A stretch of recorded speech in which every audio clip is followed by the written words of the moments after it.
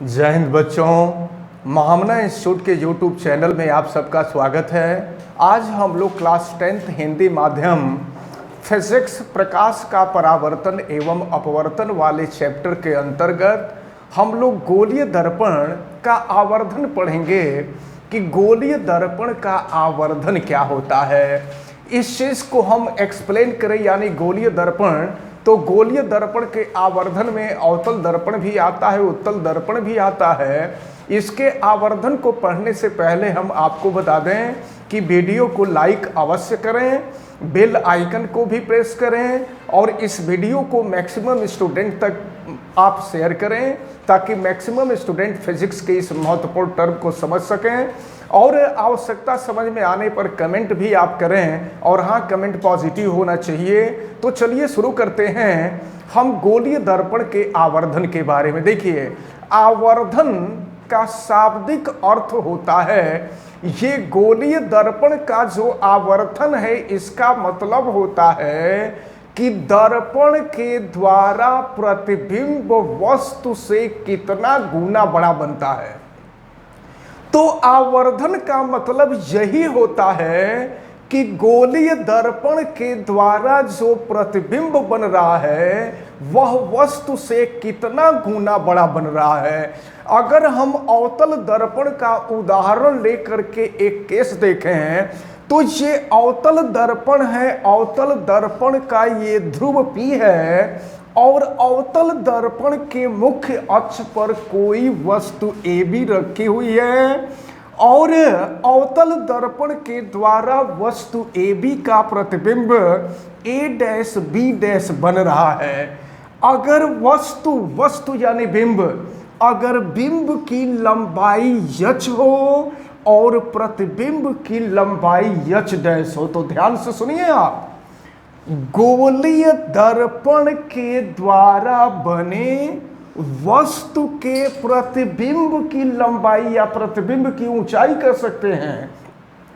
गोलीय दर्पण के द्वारा बने बिंब के प्रतिबिंब की ऊंचाई तथा बिंब की ऊंचाई के अनुपात को ही हम गोलीय दर्पण का आवर्धन कहते हैं। आवर्धन की अंग्रेजी मैग्निफिकेशन होती है, इसलिए गोलीय दर्पण के आवर्धन को हम यम से प्रदर्शित किया करते हैं। यम का मतलब मैग्निफिकेशन होता है।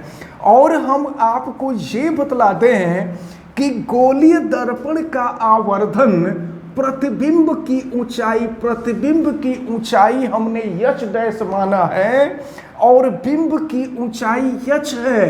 तो इन दोनों का जो अनुपात होता है यही गोलीय दर्पण के आवर्धन के बराबर होता है। और इसके साथ साथ हम आपको ये भी बता दें कि यह आवर्धन अगर V और U के रूप में लिखना चाहें तो यह -V/U के इक्वल होता है। आपको पता है कि ध्रुव से बिंब की दूरी को U से प्रदर्शित करते हैं, ध्रुव से प्रतिबिंब के बीच की दूरी को V से प्रदर्शित करते हैं। m = -V/U। अब इन दोनों फार्मूले को हम चाहें तो एक साथ कर सकते हैं और फिर ये मिलेगा हमें m =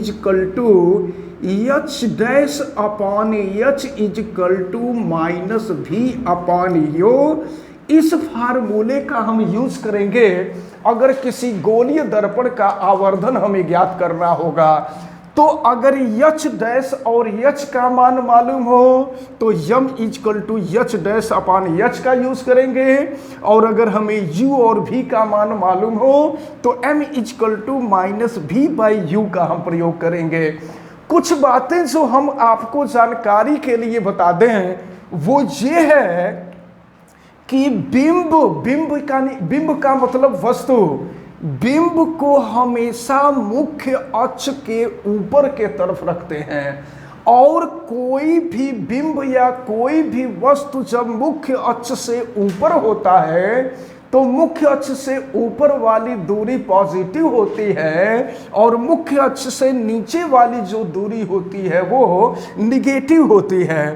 तो सामान्यतया हम आपको बता दें कि बिंब जो होता है वो उसकी लंबाई हमेशा पॉजिटिव होती है, और जब बिंब की लंबाई पॉजिटिव होती है तो उसका प्रतिबिंब जो बनता है वो हमेशा आभासी बनता है।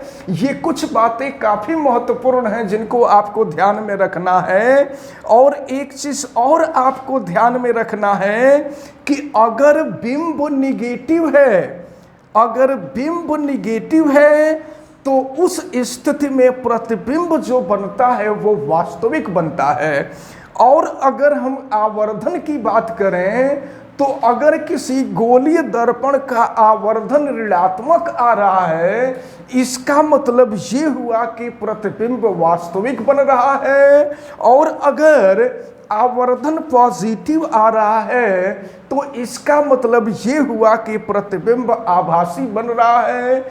इन छोटी छोटी बातों को आपको अच्छी तरह से ध्यान में रखना होगा। ये टर्म काफी महत्वपूर्ण है, गोलीय दर्पण का आवर्धन।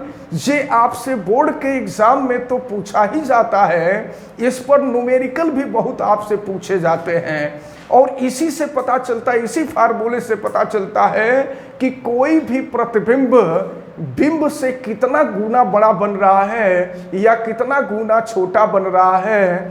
तो ये सब चीजें आप दिमाग में रखे रहेंगे।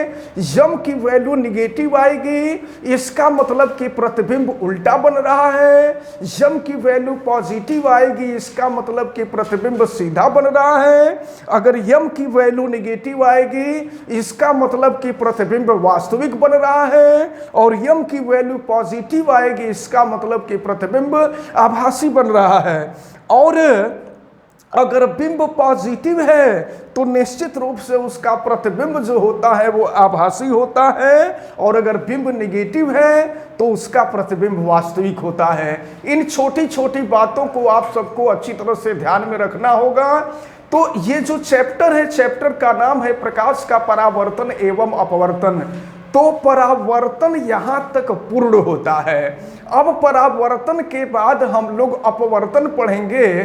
तो अपवर्तन के अंतर्गत हम लोग लेंस के बारे में भी पढ़ेंगे, लेकिन इसके पहले हम लोग प्रकाश का अपवर्तन पढ़ेंगे कि प्रकाश का अपवर्तन क्या है, फिर अपवर्तन का नियम क्या है। ये सब चीजें हम लोग नेक्स्ट वीडियो में देखेंगे।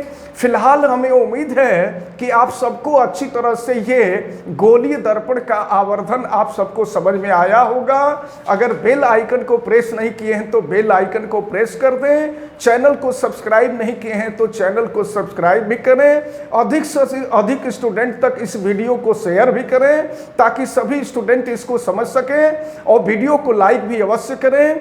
आप सभी लोगों को बहुत बहुत धन्यवाद। जय हिंद।